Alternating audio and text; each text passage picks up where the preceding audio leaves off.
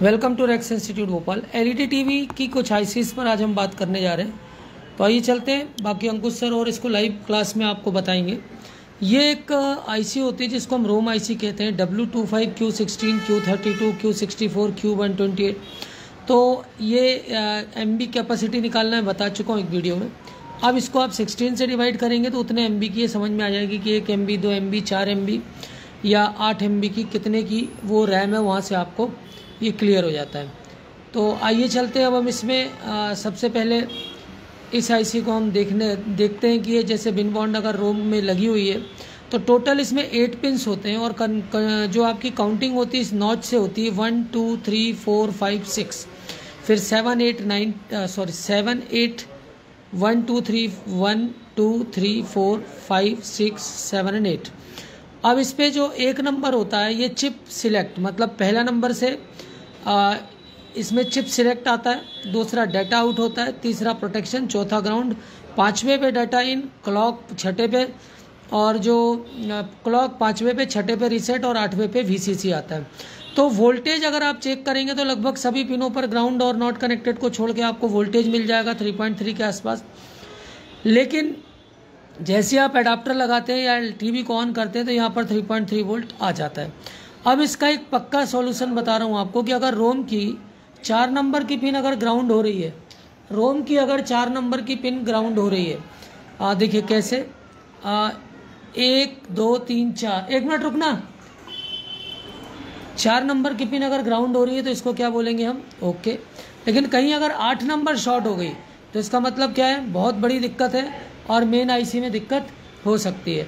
तो ये चीज़ याद रखिएगा कि जो 8 नंबर की पिन है वो ग्राउंड नहीं मारना चाहिए। 8 नंबर पे आपको प्योर बोल्ट मिल जाता है।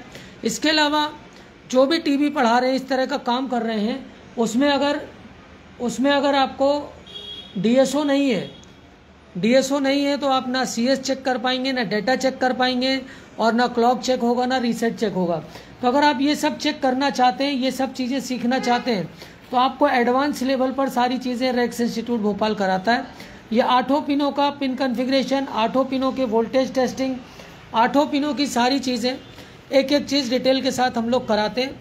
इस पर भी मैं बहुत जल्दी ये प्रैक्टिकल वीडियो डालूंगा कि LED टीवी के बोर्ड में कैसे क्लॉक, कैसे डेटा, कैसे आपको सिग्नल, कैसे वोल्टेज चेक करने होते हैं।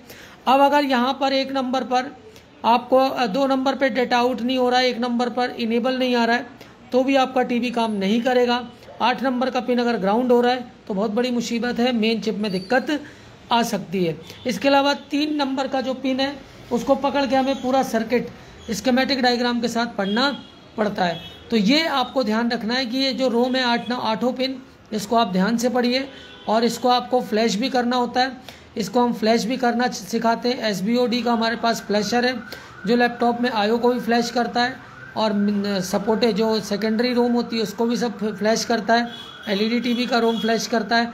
इसके अलावा DVR और जितने भी अलग डिवाइसेस होते हैं जिनमें रोम लगी होती है वो सबको फ्लैश कर सकता है। तो ये आईसी थी आपकी रोम की, जो 8 पिन का डिटेल आपको पता होना चाहिए। 8 नंबर की अगर पिन ग्राउंड में हो गई है तो 90% मैकेनिक बोल देंगे मेन आईसी ख़राब है, लेकिन हम उसके बाद भी इसको रिपेयर करने का पूरा ट्रिक बताते हैं कि क्या क्या चीज़ें इसमें रिपेयर उसके बाद भी हो सकती है। तो ये 4 नंबर की पिन है और 8 नंबर की पिन है, दोनों ध्यान रखिएगा। जहाँ से नॉच है वो 1 नंबर, उसकी काउंटिंग 1 है, फिर देन 2 3 4 और इसी डायरेक्शन में इस तरह से ये बढ़ता जाता है। तो ये इसकी मेन आईसी में से एक, जिसको हम रोम आईसी कहते हैं, अगर ये ख़राब हो जाती है तो ज़रूर बहुत बड़ी मुसीबत खड़ी होती है, और इसको फिर पकड़ना आपको अच्छे से स्कीमेटिक के बिना आप नहीं पकड़ पाएंगे। इस चीज़ को आप ध्यान रखिएगा। अब इसके अलावा जो आपकी और चीज़ें होती हैं वो भी मैं बताऊंगा। इसमें जैसे आपका LED टीवी के 5 पिन इक्विवेलेंट कौन कौन सी आईसी हो सकती है वो हम करेंगे आगे। इसके अलावा 11118 आईसी को हम एक्सप्लेन करेंगे। जो LT1118 होती है वो क्या काम करती है, इस पर भी हमें बहुत जल्दी सारी चीज़ें समझनी है। इसके अलावा 5 पिन आईसी का फुल जो डिटेल है वो हम समझेंगे, और जितनी भी और आईसियाँ आती हैं उसका देखिए। अब ये आपका रोम का ही दिखा रहा है, ये हम एक्चुअल प्रैक्टिकल बोर्ड में जब हम करेंगे तो इसको और ध्यान से पूरा प्रैक्टिकली समझेंगे तो सारी चीज़ें और क्लियर हो जाएगी। तो इस तरह से आपको अब ये जैसे इसको मैं थोड़ा सा बड़ा करता हूँ तो यहाँ पर आप देखेंगे कि सीपीयू का वोल्टेज, रैम का वोल्टेज, रोम का वोल्टेज, ये सब चेक करना क्या होना चाहिए, आपको आना चाहिए। कोर वोल्टेज नहीं आ रहा। अब RAM DDR1, DDR3, DDR2, DDR4, आजकल DDR5 भी आ गई है। उसके अलग अलग वोल्टेजेस होते हैं, 1.2, 1.5, 1.8 और जो आपका 2.5 वोल्ट होता है वो वोल्ट आपको पता होना चाहिए। ये पूरे स्कीमेटिक डायग्राम से आपको बोर्डों का पूरा डिटेल आएगा। अब वही चीज़ है, अगर CRT टीवी वाले लोगों से आप सीखेंगे तो कभी भी LCD LED टीवी आप सीख नहीं पाएंगे। ये अगर आप एक्चुअल LCD LED रिपेयरिंग सीखना चाहते हैं तो इस तरह से आपको सारे वोल्ट, सारे सिग्नल, सारा डेटा, DSO चलाना, ये सब चीज़ आपको आना चाहिए। इसके अलावा आपका और भी चीज़ें होती हैं कि स्टैंड बाई हमें कहाँ देखना है, हमें फुल डेड है वो कैसे पता चलेगा, 12 वोल्ट ओके है कि नहीं है, पैनल सप्लाई मिसिंग है, VDD, AVDD, ये सारे वोल्टेज भी आपको चेक करना आना चाहिए। इसके अलावा जो CS है, डाटा आउट है, W राइट प्रोटेक्ट है, ग्राउंड है, VCC है रोम में, होल्ड रीसेट है, क्लॉक है, डेटा इनपुट है, डेटा आउटपुट है, वो सारी चीज़ें जब तक आपको नहीं आएंगी आप कभी चीज़ों को सीख नहीं पाएंगे। तो ये चीज़ आपको ध्यान रखना है कि ये सब चीज़ों को आपको डिटेल में पढ़ना आना चाहिए। इसके अलावा इसमें आपको सारी ICs का आइडेंटिफिकेशन, रोम IC क्या है, ऑडियो IC क्या है, 8 पिन के जो मॉसफेट होते हैं, 8 पिन के मॉसफेट में कौन सा मॉसफेट 4 पिन ड्रेन होता है, कौन सा 3 पिन उसका सोर्स होता है, कौन गेट होता है, ये भी चीज़ें किसी को ज़्यादातर जो पुराने लोग पढ़ा रहे हैं उनको चीज़ें पता कम होती हैं। ये TDA 9859 IC है। अब इसका पूरा आपको सर्किट डायग्राम, चार्ट डायग्राम, इसकी डाटा शीट जब तक आपको नहीं आएगी तब तक आप रिपेयरिंग नहीं सीख पाएंगे। इसमें डाटा क्या है, देखिए ये SDA है और ये SCL है, डाटा और क्लॉक यहाँ पर चेक करना होगा।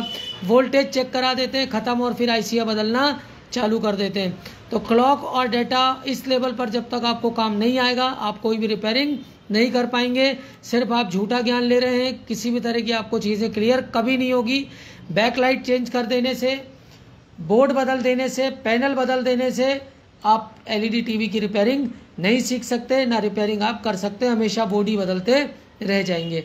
इसके अलावा जो बैकलाइट चेंज करना है, पैनल चेंज करना है, वो हम ऐसे 1 से 2 दिन के कोर्स में करा देते हैं, कभी भी आप आके हमसे सीख सकते हैं। तो ये आज मैंने चालू की है जो आपका LCD LED टीवी का कुछ स्कीमेटिक लेवल हम चालू करने जा रहे हैं। तो इसके बारे में मैंने कुछ आपको डिटेल दिया है और CPU का पूरा डिटेल इसमें मैं दूंगा। जो मेन IC होती है उसकी पिन डिटेल पूरी, क्या उसका बूट सीक्वेंस होता है, कौन सा बोल्ट आता है, कौन सा सिग्नल पहले आता है, कौन सा बोल्ट आउट होता है, कौन सा डाटा, क्या क्लॉक, वो सारी चीज़ें हम डिटेल से समझेंगे। बाकी कहीं भी पढ़ने से पहले सोच समझ के पढ़िए। 4 दिन 5 दिन का डेमो से कुछ नहीं होने वाला है। एक्चुअल से रिपेयरिंग सीखना है। स्कीमेटिक लेवल पर हम सिखाते हैं, एडवांस लेवल पर सिखाते हैं। 5 से 10 हज़ार टीवी हमारे अंकुश सर स्कीमेटिक लेवल पर रिपेयर कर चुके हैं। Thanks for